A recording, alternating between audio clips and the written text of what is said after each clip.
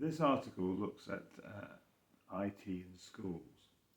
Um, it seems to be a really big issue right now with artificial intelligence and with social media that IT can be so attractive that it dulls the appetite of young people to go for the types of learning that are requiring far more concentration, such as reading or listening to a teacher. And therefore, knowing that IT has this incredible capacity, a bit like sugary drinks or sugary food, to overwhelm the appetite of young people before they have the ability to discern what is really good for them, it would seem wise to restrict the access to IT, certainly to the very young.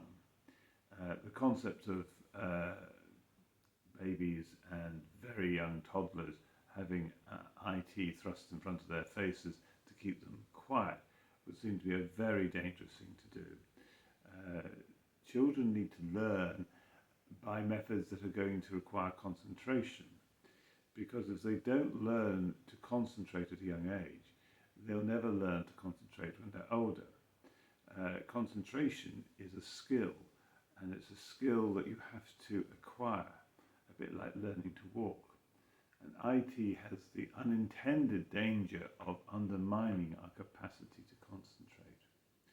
Indeed, IT may have the capacity to take away our ability to experience boredom, and it's out of the experience of boredom, I certainly know, that I learnt to think to keep myself occupied. And you could conjure up whole imaginary worlds as a young child or a young adult, because you basically had too little stimulation at home, and therefore you had to keep yourself from just becoming mentally bored. And that capacity to think, that capacity to have extended conversations within your brain, these things can be all undermined by IT, and therefore any school should really make their use of IT restricted until the times when it's going to be most useful. This is not to say IT has no uses, far from it.